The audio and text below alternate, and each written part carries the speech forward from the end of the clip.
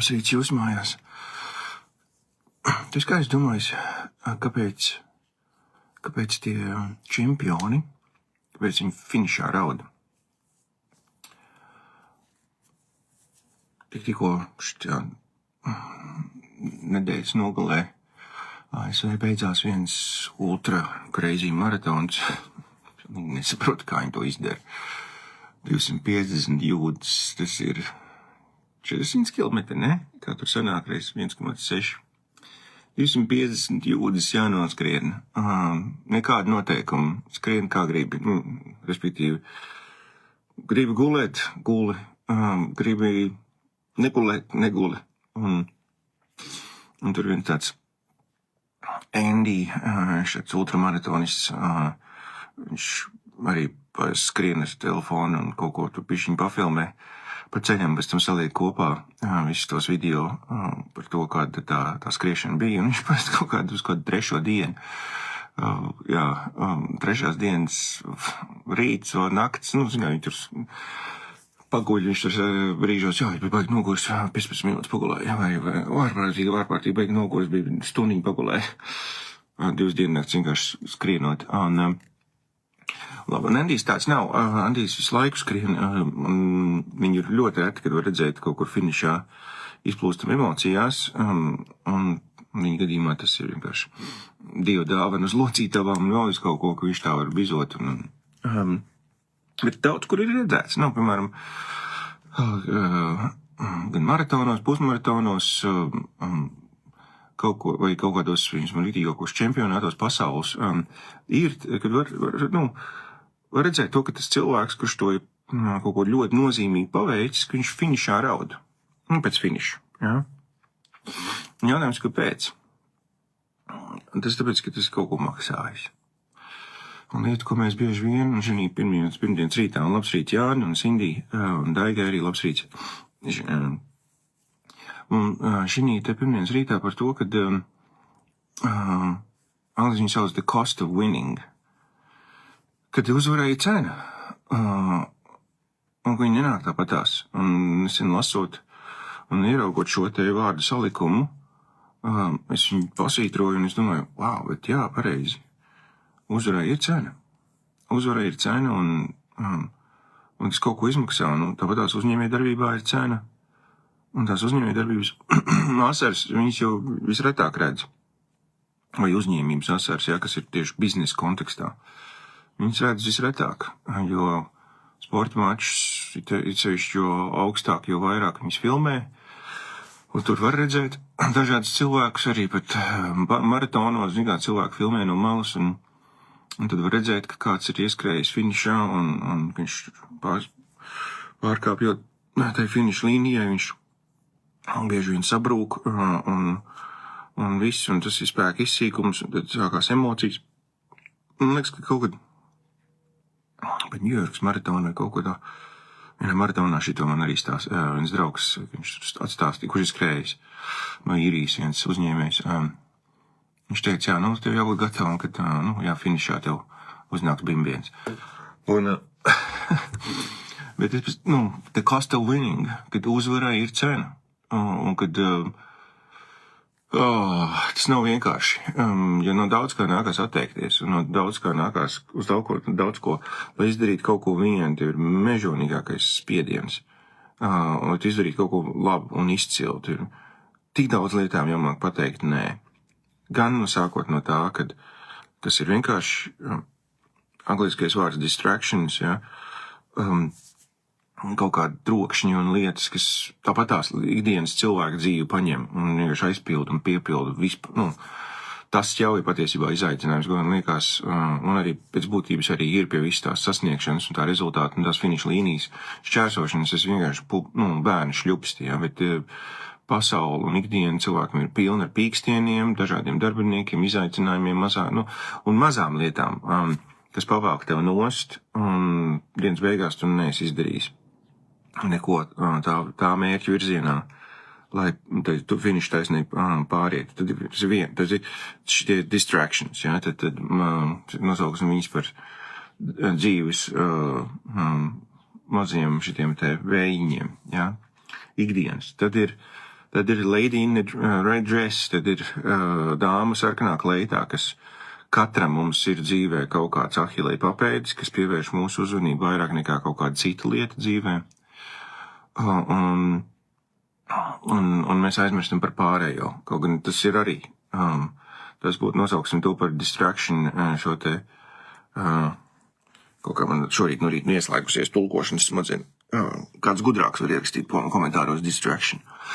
Nosauksim to par distraction, latvisko nozīmi, distraction ar lielo D burtu, ja? Un tad ir tāds, tad ir tas. Tad ir next level. Nākamais līmenis ir tajā, kur tev ir jāpasaka nē lietām, kuras tu zini, ka viņas ir foršas, ka viņas ir labas, tu celies, tu domā par to. Tas tā laikā Steve'am Jobsam ar John Ivey, viņu dizaina direktoru, bija tādas labas attiecības. Un Johns Ivey bija tas, kurš palīdzēja pirmo skārienu jūtīgo telefonu arī uzdizainēt un palaist tautās. Un viņi atstāsta par Steve Jobs. Viņš saka to, ka Steve's viņam bieži vien prasīja, kam tu šodien pateici nē, kādai lietai. Un bieži vien Johns Ivey, viņš bieži vien bija vienkārši tā, ja tā godīgi vienkārši bija tās lietas, kuras viņš pieminēja, viņš pat īstenībā nebija interesēts tās lietas darīt. Bet tā lielā cīņa sākās tajā, ka tev ir projekti, tev ir idejas, kuras tu zini, ka ir labas, bļāņas, viņas ir labas, viņas ir foršas, viņas jebkurš cilvēks ņem dari, viņas ir tiešām labas, un tev viņam jāpasaka nē, lai tev pateikt jā tam vienai lietai. Jā, jo spēcīgi, jo vairāk nē, jo spēcīgāks jā. Un tas jau ir izaicinājums. Tad vēl personīgās izaugsmes, visi šitie tie gļuki. Vakar sēdienas vakarā, vajadzēja višķiņ kaut ko palasīt arī no mācību materiāliem biznesā, un es lasu par lietām, kas, kur, nišas spēks, ja, respektīvi to, ka tev ir ļoti konkrēta niša, kurā tu iekšā, un tas nenotiek ar jā. Biznes sāks ar jā visam. Var rakt, kurš grib rakt? Jā. Lasīs zemeņus? Jā. Mācīs angļu valodu? Jā. Biznes sāks ar jā. Un pēc tam viņš noturās un uzkāp evestē ar nē. Reku ir baigi foršais projekts, var tik un tik daudz nopelnīt. Nē. Reku ir superīgākais klients, bet tajā un tajā nišā un tāda lieta un tāds pasītījums. Nē. Reku, tev bija tāds klients, kas ar tevi jau bijis 5 gadus vai 10 gadus, un tagad tu esi krustcelējis, pirms ar jaunu ideju, un tu tīti tā jauna ideja, ka tā ir tā nākamā pārējais latiņu uz nākamo līmeni. Nē. Bļāņas, ka tas ir sarežģīti. Un tad, jā, tas mindsets, tas domāšanas veids, kur tu sēdi un saproti, tu ir lietas, pie kā tev ir jāstrādā, lai tu domā citādāk. Ja? Respektīvi, šis būs Anderlangs teiciens, bet es vienkārši formulēju tajā domāšanas veidu kontekstā, kā sauc, tā atsaucas. Ja, kā tu domā, tā arī atsaucas. Ja tu domā, ka Latvijā naudas nav, ne? Tu stāv pie tādas haizes, tu bļauj. Latvijā taču naudas nav, vai ne? Naudas nav, vai ne? Kā tu domā, tā atsaucas. Ja, kā tu sauc, tā atsaucas. Ja tu uzskati to, ka, ja, mēs par to esam raidījums arī mums ir bijis, vai ne? Bet ja tu uzskati to, ka viss uzņēmēji zāgļi, tad tev arī liksies to, ka tavs priekšnieks tikai vienīgi zoga tavu laiku un ka viņš mūžīgi tev parādā. Tev, tur visādos līmeņos, ja? Un par reklāmām un par to, ka Latvija viens no visbiežākiem domāšanas veida gļukiem ir daudziem uzņēmējiem uzskatīt, un es tā skaitā, uzskatīt savu nišu, ka tajā nišā, mēs esam tomēr sasnieguši to, ko Latvijā vispār var nopelnīt, piemēram. Jā, plus mīnus, jā, ļoti to esam nišas pārsātinātībai, jā, oversaturation. Un atkal es sastopos ar to, ka tā nav. Mums arī valodas skola, mēs skaitamies vienu no lielākām valodas skolām Baltijā, tas man pamat nodarbošanās. Un Un arī mums brīžos, mums pēdējie gadi ir bijuši diezgan strauji izaugsmi, un man liekas, labi, un kā pēdējais pusgads ir tāds, var redzēt, ka tā nostabilizējies, nav tur tāda, joprojām ir puszīmītē, bet nav tik strauji, kā bija. Iepriekšējos 2 gadus, labi, mēs arī nokritām Covidā tā, ka no nulles beigu izaugsmu pacelt uz augšu beigu vienkārši. Bet tad, kad jau tu esi ieskrējies un tev jau ātrums ir 130, tad pēkšņi pacelt to vēl reiz 2, tas nav tik vienkārši. Bet arī likās, taču, laikam izskatās, ka tirgus ir piesātināts un no tālāk. Un tad es uzzinu, pagājušajā nedēļā vēl vienreiz tāds fakts, par to, ka Latvijā ir uzņēmumu skaits, kuru gada apgrozījums ir virs 1 miljonu, un tur ir vismaz 5 darbinieki, ir kaut kur varījies starp 8 līdz 10 tūkstoši. Un loģiski tiem 8-10 tūkstošiem tur ir vesels bažas ar darbiniekiem, kur nezinām, tādā līmenī, kādā viņiem varbūt arī šī brīdī vajag, un mēs viņiem varam palīdzēt. Un mums tevi arī attiecās, viņš ļoti daudz šitā statistika, tie 8-10 tūkstoši. Man šobrīd Latvijā tieši ir kaut kādi ap 400 šādi te studenti, no tādiem sektoriem. Tā kā 8,000 reiz 5, tas ir 40,000, tas ir 1%. 1% esmu aizsniedzis. Un tas vēl ir uzņēmuma skaits, kuros ir 5 darbinieki. Cik ir rentākie uzņēmumi, kuros vispār nav 5? Jo lielākā daļa uzņēmēju darbības, vismaz pēc Amerikas datiem, lielākā daļa uzņēmēju darbības 70% ir vienītī. 65-70% ir vienītī. Un nekad līdz miljonam neaizkārpās. Tad tikai un vienīgi mārketinga un nišas un aizsniegšanas tehniku maiņa, burbuļu plēšanas funkcijiem jābūt, jo šobrīd ar tiem algoritmiem ir tā, kā ir, un cilvēki ir dažādos burbuļos ieslēgti, informācijas burbuļos. Un, tā kā uzvaras cena ir, viņi ir uzvarējuši savu cenu. Un, ja tev tā brīžos liekas, ka tev kaut ko izmaksā, tad tev neliekās nepareizi. Tev liekas pareizi, tu tiešām arī maksā cenu par to, lai tu izsistos, lai tu tiktu uz priekšu. Un tas nav vienkārši. Un ja tev kādreiz kaut kādā brīdī pie kaut kāda vai pagrieziena, vai grūtība momenta, tur viens, Sedona, man liekas, tas bija Sedona, tas 250 jūdzes, viens džeks reāli finišā ienāca līks. Un pēc komentāriem es sapratu, ka viņš šitā te, viņam palīdzēja tur, viņš skrien, un komentāros es sapratu, ka tas ir kaut kāds tāds fenomens, runners,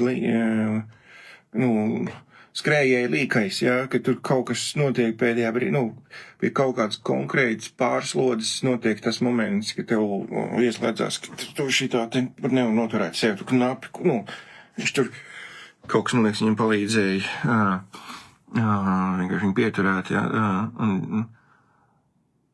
protams, crazy, tur var debatēt, bet daudz kur biznesā ir ļoti tāpatās. Mēs sportā mēs to redzam biznesā, to, ko biznesa paprasa, vai uzņēmēja darbības, vai uzņēmības centieni dzīvē paprasa. Ne mēs to normalizējam, respektīvi, ka mēs to redzam un runājam par to, tās pašas biznesa traumas. Es zinu, ka vairāk no tiem cilvēkiem izdara sev noteikti veselībai tā pāri, ka tur vajadzēs 2 dakterus, lai pēc tam viņus sākt kopā. Neko. Viņi iet un kapā, jo visi saprot, ka profesionālais sports un pasaules līmeņa sasniegumi to paprasa. Pret viņiem attiecas ar cieņu, jo redz, viņš ir varoņi, viņi iet un cīnās. Tikko bija arī Amerikā viens UFC kaušanās weekendā, un arī tur paskaties, tur noteikti vajadzēs kādu gudru ķirurgu vai vēl kaut ko pie tām sejām, kas tur tika apstrādāts. Bet viņi tiek uzskatīti kā varoņi, jo viņi ir profesionāli sportisti. Un to tas paprasta, tur vispār nav jautājums. Viņš pārnāks mājās, viņš nebūs no sievas pa kaklu, vai mamma viņu nerāsēs un nevilks aiz ausīm. Tur būs cieņa un respekts, tikai tāpēc, ka tas ir normalizēts, ka to tas paprasa. uzņēmējdarbībā, ka tu iekulies, piemēram, veģetatīvajā distonijā vai panikas lēkmēs, vai... Es nesaku to, ka tas tā jādara. Bet ir daudz lietas, kas ir neizbēgams, diemžēl. Tā gaisa mašīna, suroties, lai sanāk foršas kotletītes, suroties, ir jāaiziet cauri gaisa mašīnai. Un ko darīt, ja tev, piemēram, tavs bizness un tu pats personīgi esi lielais gabals, kuram jāaiziet cauri gaisa mašīnītēm. Un tā kaut kā. Es ceru, ka šis palīdz šiem rītam un nedēļas iesākumā, bet tā pavasarojās un mēs tiekamies lielā pasākumā pēc 2 nedēļām Rīgā 22. 23. mājā. Es riktīgi priecāšos par ikvienu, kur mēs tiksimies. Būs tāds foršs maziņš tāds intīms pasākums uz to, ka mēs varēsim strādāt arī ne tikai to savus atziņas, bet mēs ļoti pastrādāsim pie jautājumiem un specifiskiem case studies arī. Būs forši. Būs darbīgas 2 dienas. Un apsrīts visiem. Vēlreiz Ervīnam, Daigai, Aijai, Jolantai arī. Šoreiz sanāca. Nebija pabeidzis vienu raidījumu ierakstīt iepriekš, bet šorīt tiešraidi. Jo tā, nedēļa iesākusies. Ejam, darbojamies, atceramies, kad uzvarēja cenu, un ja tev kādreiz sanāk bimbiens, neko darīt. Ej pabimba. Ej nopūties, ej izstaigājies. Respektē savu ķermeni, ievēro to, ko tu drīkst, ko tu nedrīksti.